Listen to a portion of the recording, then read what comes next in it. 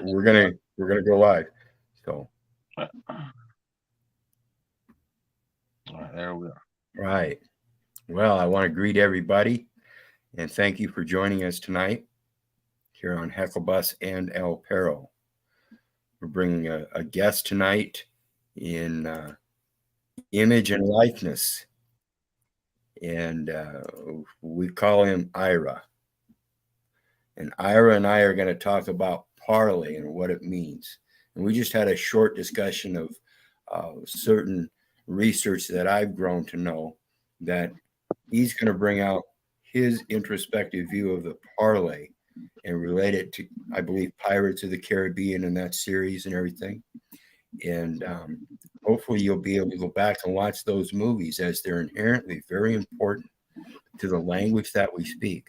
Because as I was in total agreement with my brother Ira when he mentioned it to me yesterday, that the pirate language is one of the greatest legal forms of legalese there's ever been. It's kind of relating to here recently. I told you when I been doing my 7 years of research and realizing that the language is what it is. It's beautiful. It's a magical thing to see how colorful life is through the words, because those words are nothing but pure imagination, image, and likeness. The likeness is brought out in our image by our good works. Make sure to be careful, they're good and profitable unto man. So, with that, welcome everybody. Our brother Ira, make sure to hit that like, share, and subscribe on both channels and get this information out there. Welcome, brother Ira. We love you. Yeah, I wasn't fascinated by the actual language of pirates. I mean, even just the seagoing language, even proper of it. It's always been something that just caught my eye. And being an inlander, heck, I mean, it's just the ocean's bound and ocean's unknown, and then getting to see the guys go out there and do that every day. It's always something big to me. So when they come out to Pirates of the Caribbean, heck, it was just that much more adventure to me until I really started watching and listening to all how they put it together, the way they worded things, and just about even the parts where they are proper English and proper pirate language and their terms. They understood each other perfectly. Yeah, they kind of commingle, they kind Translation. of twist together. Yep. I mean, it's cool how they put that together. That still fascinates me. To this day, I could watch them movies 50 times and still go, how do they do that? And it's got to be somewhere on the truer side. I mean, it just ah Well, and it, that's where we get to that greater truth and the origins. And like I said before we came live, it's like a vertical current. The closer you get to that fine point, the more power there is.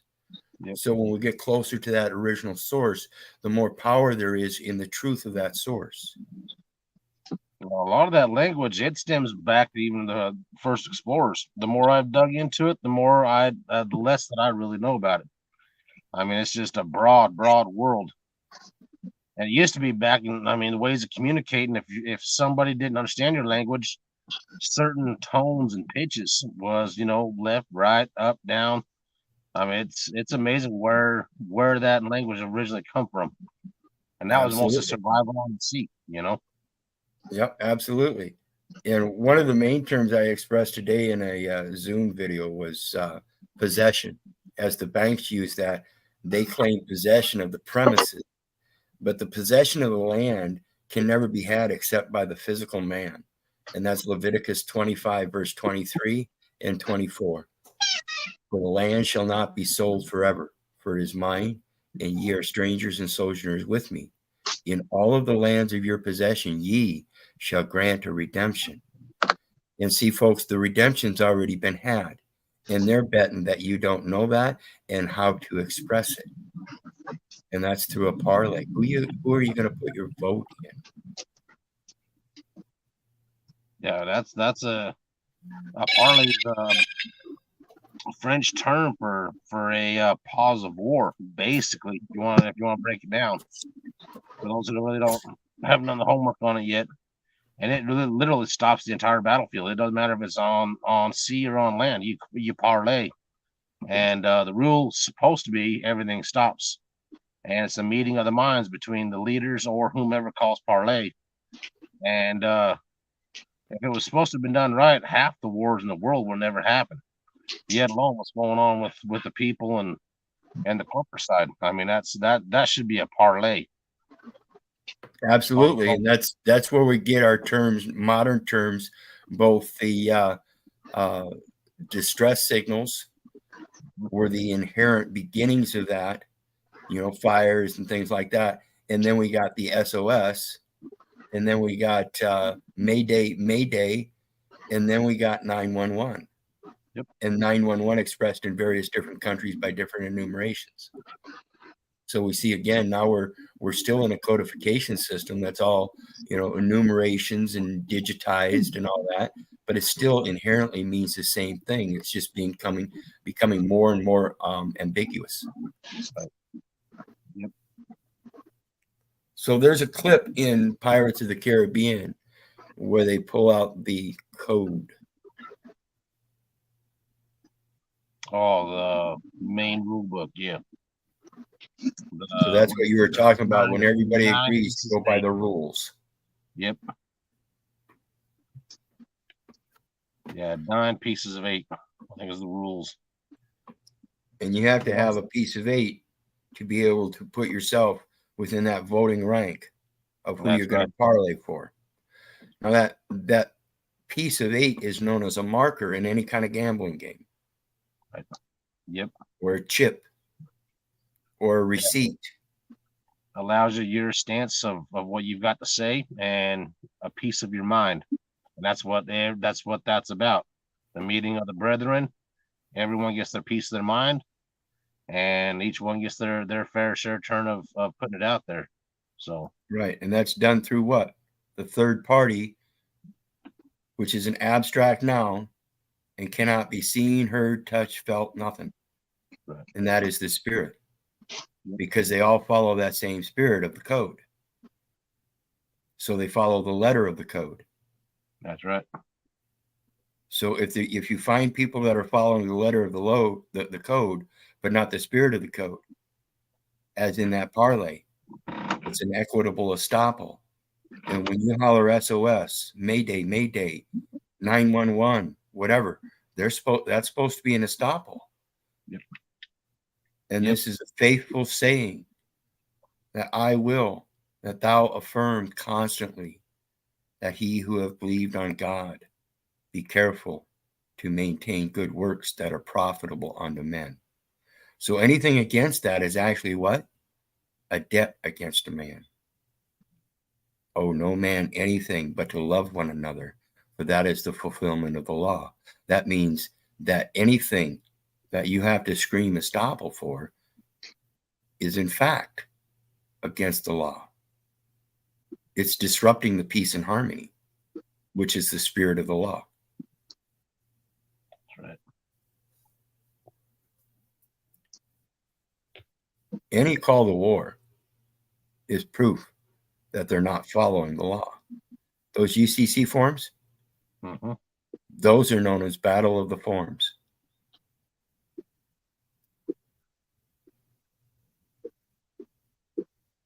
Yeah, it'd be about the same thing as that the meeting they had called on that Pirates of the Caribbean mutiny. That covers about all of it, any form or platform. Yeah, falls on mutiny or treason, one of the two. What about what do you know about walking the plank? Walking the plank.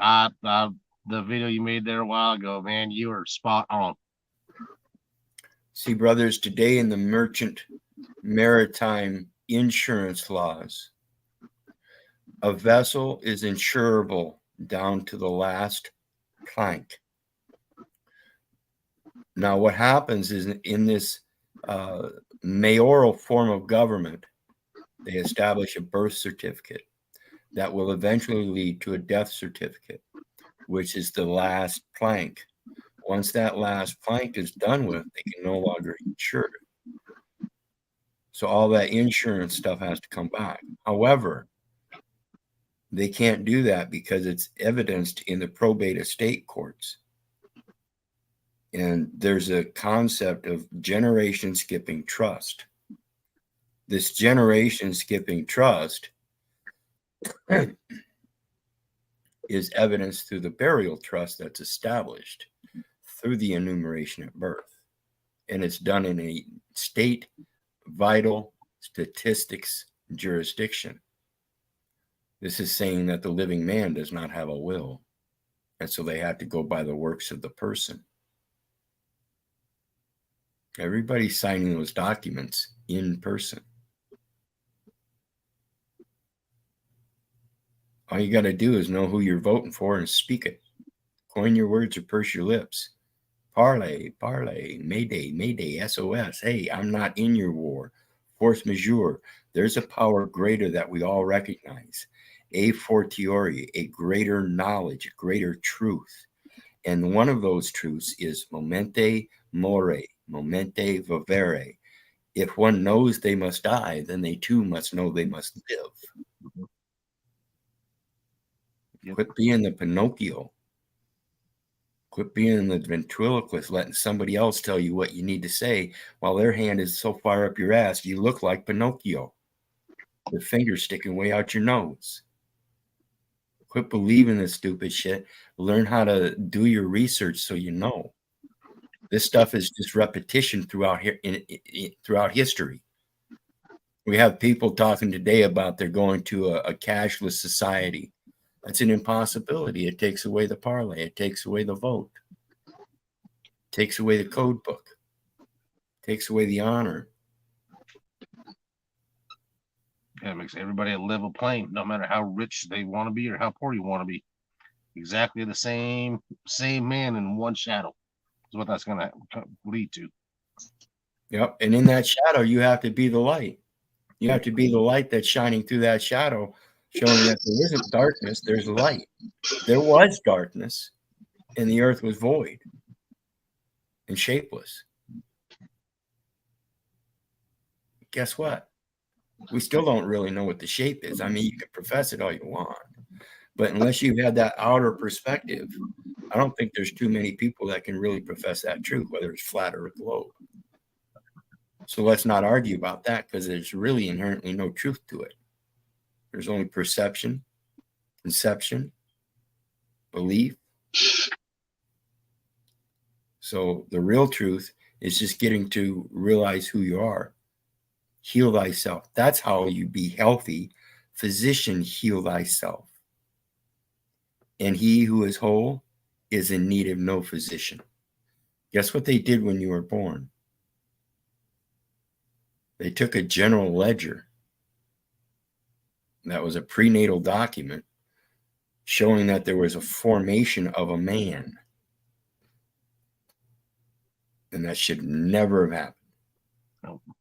Somebody did not protect that living being, the living soul that was growing and being rendered in the mother's waters under a covenant with the father's seed implanted in the soil.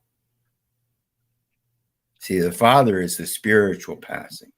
The mother is the material passing.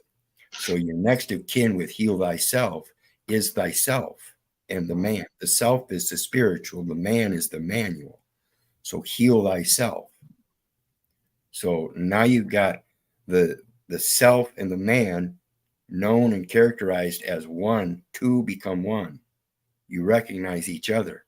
You realize that the man is guided by the spiritual presence, the essence of the spirituality that makes the living soul. Man became a living soul. So in that man, there's a living soul. And that's what expresses things and guides the man. In that expression, it's a deep layer. I'm sitting here as I am. If I get up and I move my foot, that's an expression because I first must press my foot down before I can express it. So when they created that prenatal document, that was a general journal that wasn't in balance. It didn't have a private journal to make sure that it was accurate and correct and would reflect accurately and correct. Right. So it got entered into a false establishment of an incorporated entity. And this is done through the mayoral form of government, where they allow the passing from that municipal hospital in a contract to incorporate the legal name for insurance purposes and construct a burial trust, so that if mom and dad both end up missing or passing on in that child's life, there is a trustee already in place. Now, that's supposed to be done under a grant. Now, first of all, mom is the informant on that original statement of live birth that they certified. That was the first step of the switch from the general journal to the general ledger. That's done by the birth clerk and is known as a birth log. That's the simple truth of everything, and that's the original as set. It was set as it is in ink. Informant that started an investigation known as an investment, the mentality of vesting in a person. When that man was discharged of mother's waters, he took his first breath of life, and that man that you recorded and continued in that record as a man does not have the living soul. I do. Right.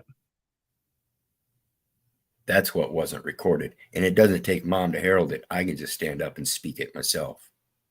That's all it should take. That is the parlay. Mm-hmm. You recognize no other form of government as having the authority over you. You do recognize their authority by learning how they operate and let them know you know how they operate. I'm not a resident. I'm not a United States citizen. Those would be accidents due to continuous and repeated exposure to the same conditions that placed a public liability where I never expected nor intended as the insured. And now that I've discovered through the spiritual learnings that he who hateth suretyship is sure, I as sure you. That is the scripture that I use as my holy writ. I fear not. He's my redeemer. He called me by thy name. I'm his. Ain't nothing anybody can do about that. That's who I parlay.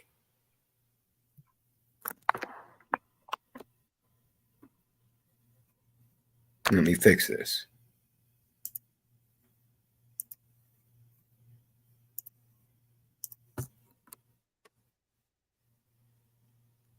That's a pretty good shirt.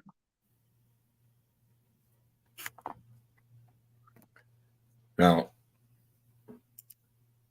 I know you've probably got some private experiences that could do the audience some good if you've got anything that you want to bring up before we close down.